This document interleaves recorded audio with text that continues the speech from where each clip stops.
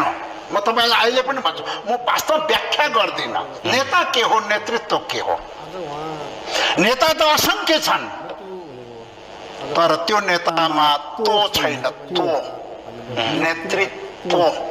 बिल्कुल कसैमा छैन अहिले हेर्नु न तपाईँ सरकारमा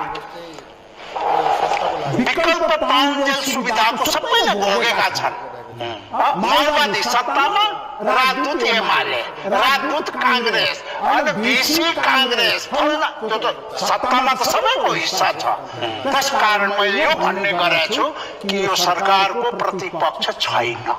प्रधानमन्त्रीको अर्को सिटमा भएकोले सायद 7 वटा प्रधानमन्त्रीको कुर्सी भयो यो झगडा हुन्थेन यो ठिक छ अनि देखाउँछ प्रतिपक्ष भनेर बट